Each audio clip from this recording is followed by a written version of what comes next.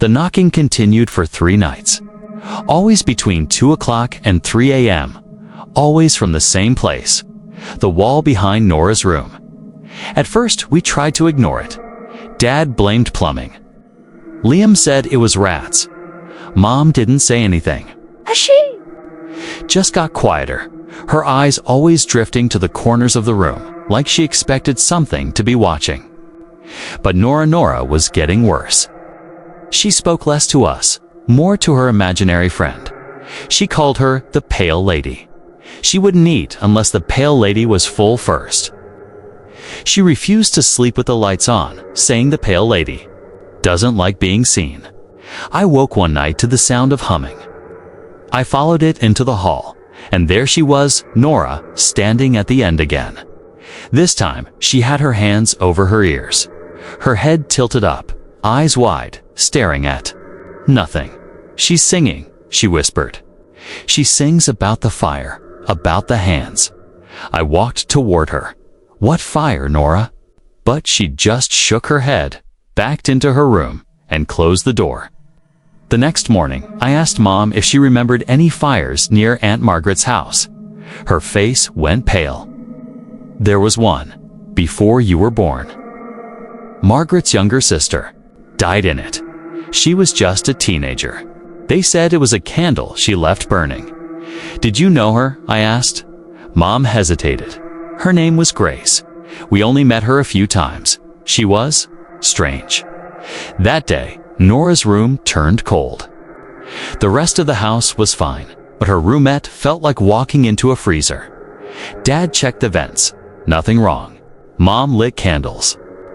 The flames bent away from the bed, like something invisible was exhaling. That night, the knocking changed.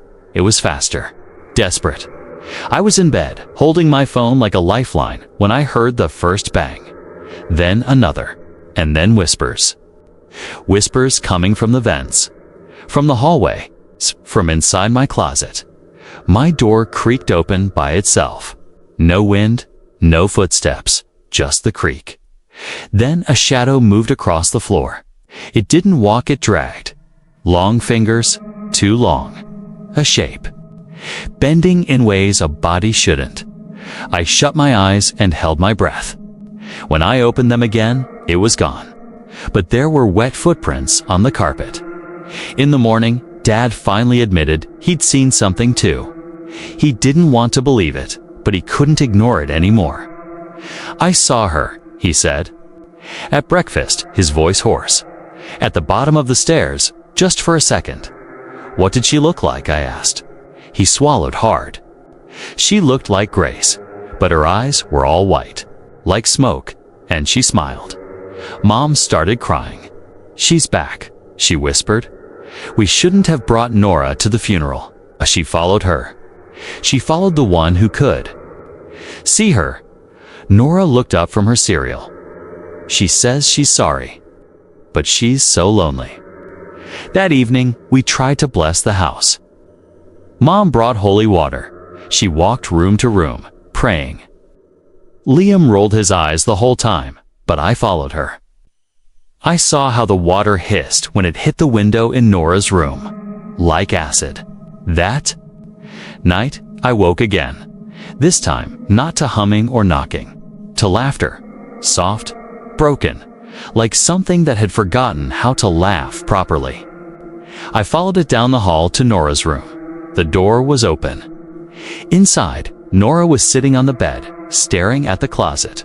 The closet door was wide open. Inside, nothing, just darkness.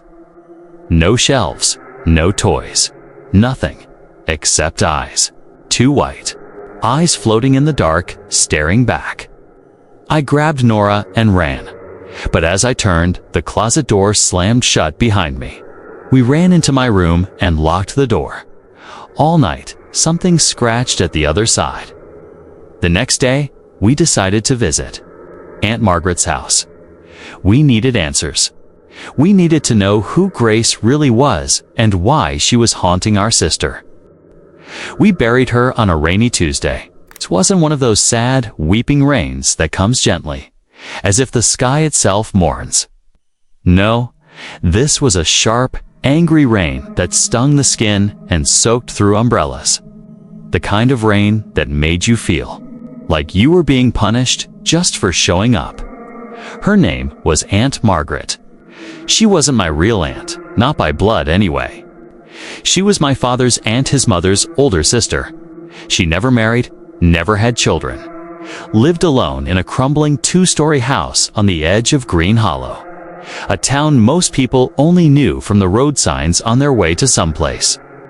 Else when she died, there weren't many to mourn her, just as my father, mother, my brother, Liam, and my little sister Nora. We hadn't seen her in years. She stopped attending holidays when I was 8. Now I was 17. Liam, a year older, stood beside me under a shared umbrella, shoulders hunched, while Nora clung to Mom's hand, her small boots sinking into the mud. The service was short.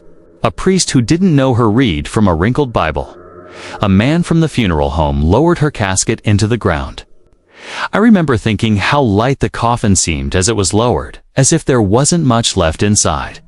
There were no tears. Oh, no eulogy. Just rain and mud. When it was over, we walked toward the car. But Nora wasn't beside us anymore. Nora?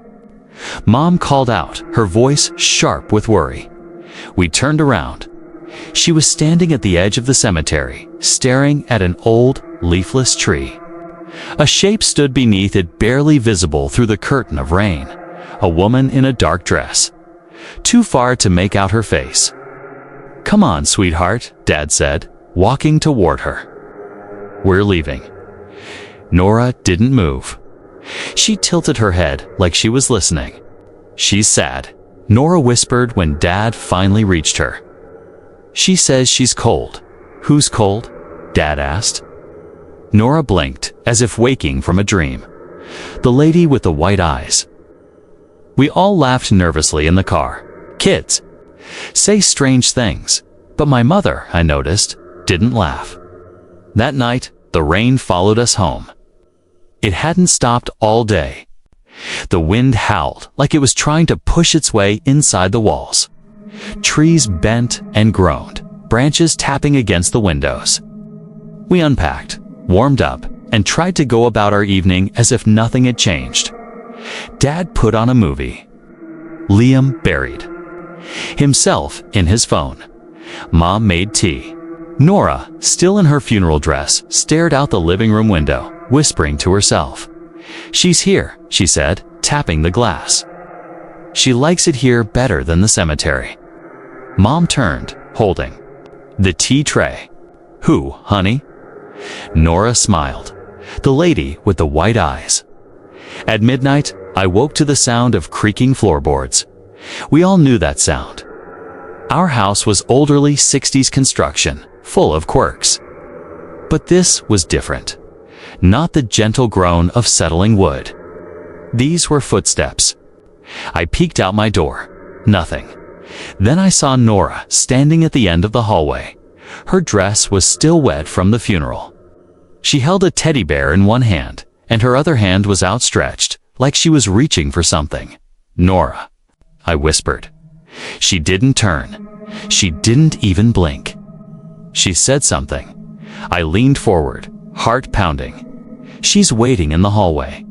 I stepped back. My skin went cold. Before I could say anything else, the hallway light above US flickered once, then went out. When it came back, Nora was gone. The next morning, everyone acted normal. Dad was reading the newspaper. Liam was pouring cereal. Mom was brushing Nora's hair. "Did Nora come into my room last night?" I asked. They looked confused. "No," Mom said. "She slept through the whole night." "But I saw her," I insisted. "She was standing in the hall." "She was scared of the storm," Liam said. "Maybe it was just a dream." I looked at Nora. She was humming, quietly, staring at the wall. "She likes the hallway," she said to no one in particular. I dropped my spoon. That evening, Liam and I decided to look through some of Aunt Margaret's old things. After the funeral, the lawyer sent over a box of her belongings.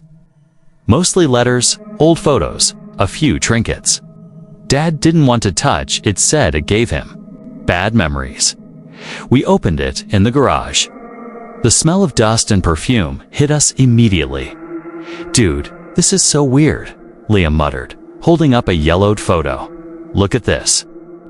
The picture was of our family, at least, mostly. It was from a birthday party years ago, before Aunt Margaret disappeared from our lives. We were kids, but something was off. In the background, behind our smiling faces, stood a pale figure, barely visible. A woman in black. "I don't remember her being there," I said. "Neither do I." We checked the back. No names. No date. Just one word, scribbled in shaky handwriting. "She watches." That night, the hallway light stayed off, no matter how many times we changed the bulb.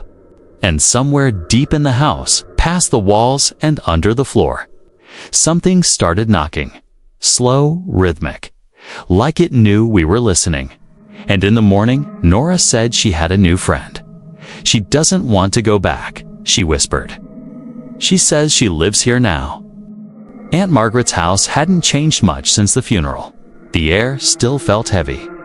The same cracked flower pot still sat near the porch. The wind didn't move here, the same wet stilled like it was listening. Aunt Margaret let us in without asking questions. She looked tired. Her eyes scanned Nora first, then settled on me. "She's still with you, isn't she?" she said softly. We nodded. "She followed you. I tried to warn your mother not to bring the girl." We sat down in the living room, and she lit a fire, though it was a warm day. She said it helped keep Grace away. I asked her about Grace. "The truth," she sighed. "Grace was my younger sister. Strange child, even as a baby. She saw things, heard voices, talked to people no one else could see. My mother said it ran in the family. A grandmother was the same." "What happened to her?" I asked. Margaret stared at the flames. "She got worse after our parents died. She started drawing things, terrible things. People with no faces, shadows with teeth. She said they were waiting for her. She'd see them in mirrors." I looked at Mom. Her face had drained of color. She stopped sleeping. Margaret continued. "Stopped eating. Said the mirror in her room showed her people who were going to die. She started naming them. A week later, one of the names she said a boy from school was hit by a car. Then a neighbor, then another. She predicted them. I asked. Margaret nodded. Or she caused them. I don't know which is worse. She died in a fire, Mom said. Was that true? Yes, Margaret said. She said the shadows wanted her, that the fire would keep them out. She locked herself in the attic, lit candles, and never came out. Silence filled the room. Then Nora spoke. She says she didn't mean to hurt them. Margaret's eyes widened. She says she didn't want to burn, but they were in the mirror. They told her she had to. That night, we stayed at Margaret's. Nora slept with Mom. I stayed up. Around 2:45 a.m., I went to the bathroom. On the way back, something caught my eye. The hallway mirror. At first, it was normal, but then my reflection moved before I did. I froze. The reflection smiled, not my smile. It mouthed something. I leaned closer, heart pounding. It whispered, "Tomorrow. Your friend. Don't let him ride his bike." I stumbled back. The next day, I called my friend, Marcus. Begged him not to take his usual bike ride. He laughed, confused, but agreed. That afternoon, a car spun out on the road he always biked along. It would have hit him. I didn't know what to think. Was Grace trying to help now? Warn me? Or was she showing me deaths to make me feel responsible? That evening, Nora wouldn't eat. "Oh, she's angry," she whispered. "She says someone else will burn." I asked. Who? Nora's eyes rolled back. She said in a voice not her own, the one who tried to forget. Mom dropped her glass. It shattered on the floor. She turned to Aunt Margaret, her voice shaking. You didn't tell them, did you? Margaret looked down. I didn't think. Tell us what? I asked. Mom stood. The fire, Grace didn't light it. We did. We locked her in. We were afraid of her, of what she might do. My stomach dropped. You killed her. We thought she was possessed, Margaret whispered. We thought we were stopping something worse. Nora screamed. Her body lifted from the floor. Every candle in the room flared, then died. And from the mirror across the room, a pale burning girl stepped into the firelight. Grace. The room plunged into silence as Grace's form emerged from the mirror smoke, trailing from her scorched dress. Eyes glowing with a dull orange flame. She hovered a few inches above the ground, weightless, almost angelic if not for the smell of burnt flesh curling through the room. My mother backed away, trembling. Margaret whispered prayers, clutching a rosary that did little to calm the air. I reached for Nora, pulling her behind me, but she didn't resist. Her eyes remained locked on Grace's burning stare. She knows, Nora whispered. She remembers everything. The walls groaned, wood splitting with invisible pressure. Lights flickered. The air grew hot. Grace, I said, unsure why I spoke. Please, we know the truth now. Grace's eyes turned to me slowly. She wants her voice heard, Nora said softly, her pain felt. She wants the fire returned. My mother dropped to her knees. I was young, she cried. I didn't understand what we were doing. I didn't know she'd scream like that. Grace took a step forward. The flames at her feet scorched the carpet but left no smoke. Her lips parted. She screamed for help, Nora said, translating. You told her she was evil, that she would bring ruin to the family. I was scared, Margaret sobbed. We didn't know what else to do. The firelight dimmed as Grace drew closer. She reached out toward my mother's face, fingers like soot-covered twigs. My mother didn't move. Don't hurt her, I shouted. She's still your sister. Grace stopped. She turned her head slightly, and I saw a flicker of something confusion. Maybe, or sorrow. She wants to be heard, Nora said again, more clearly now. Not forgotten, not blamed. Then we'll tell her story, I said quickly. We'll tell the truth about what happened. We'll give her peace. Grace looked to Nora. She says, it's not enough. The flames surged again, and then Nora collapsed. We rushed to her. She wasn't breathing. I grabbed her shoulders. Nora, wake up, please. And then she gasped. Her eyes opened glassy and lifeless, but then her lips moved. Her voice came, but it was deeper, old and cracked like brittle wood. You burned me. It wasn't Nora anymore. You lied. About me, buried me in silence. You thought fire would erase me, but I am the fire. Books flew from shelves. The windows shattered. Aunt Margaret screamed and ran, vanishing down the hallway. My mother tried to grab Nora, but was thrown back against the wall by an unseen force. Please, I said, shaking. What do you want us to do? See what I saw. Nora's body slumped. I fell beside her, clutching her hand, and then I was standing in a room, the attic. A younger Grace stood before a mirror, tears streaking her soot-covered face. Shadows moved in the glass, slithering, whispering. A voice hissed, "You are the doorway." Grace shook her head. "No, I won't let you use me." Another voice echoed, "Then burn. Burn the way they made you." And then the attic door slammed. I heard locks click, footsteps running away. Grace screamed. She turned, pounding on the door. Please, Margaret, let me out. I won't listen to them anymore. Please. Flames began to curl around the edges of the mirror, and the shadows smiled. The last thing I heard was Grace's voice. I only wanted to be loved.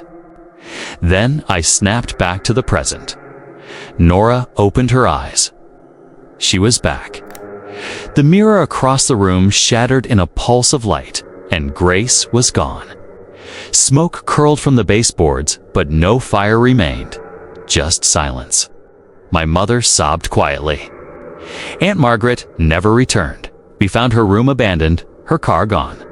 The house stood still again, but something had changed. Grace had shown us her truth, and now it lived inside us. It had been 2 weeks since that night since Grace left us, or at least stepped back into whatever realm lies beyond mirrors and flames. Nora hadn't spoken much. She mostly sat by the window, her journal open but blank. I saw her trace, her fingers across the paper like she was waiting for Grace to speak again. My mother, once a towering force of tradition and fear, had aged 10 years overnight. Her hair seemed grayer, her posture hunched, her movements slower like guilt had finally carved its place into her bones.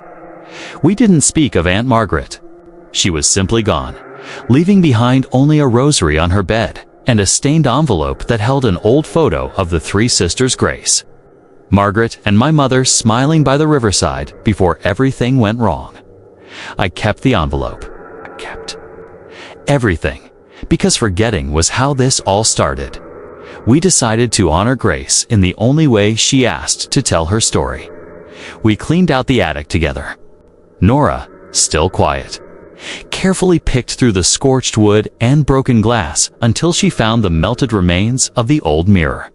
She placed it in a box and labeled it the doorway. Then we found Grace's diary, charred but intact. Its pages held heartbreak, secrets, pain, but also love and a longing for peace that never came. She just wanted to be seen, Nora whispered, so we let her be seen. We wrote her story, word for word. We told the truth, how fear disguised as faith destroyed her. How the whispers weren't hers, but how no one listened. How the attic wasn't a sanctuary, but a prison. The story spread.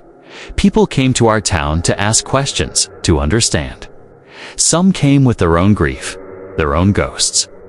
They called Grace a martyr, a warning, a misunderstood soul. But we knew the truth.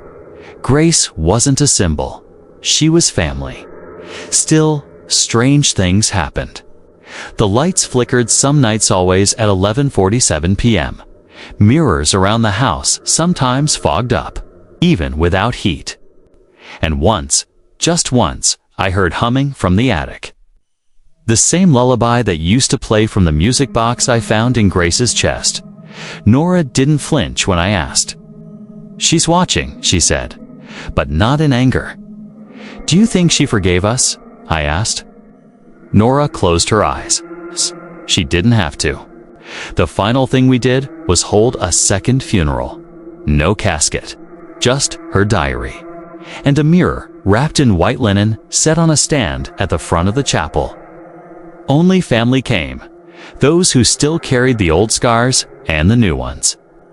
We let the mirror reflect each of us as we spoke her name. And when the service ended, the linen slipped from the mirror by itself.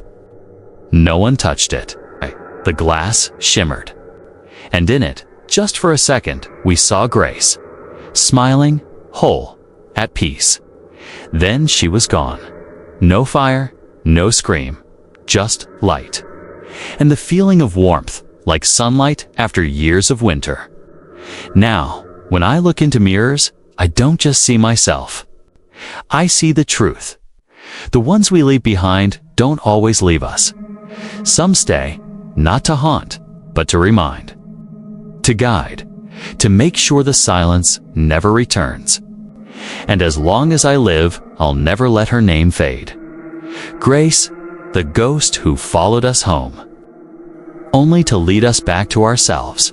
Thanks for watching. Hoped you liked it.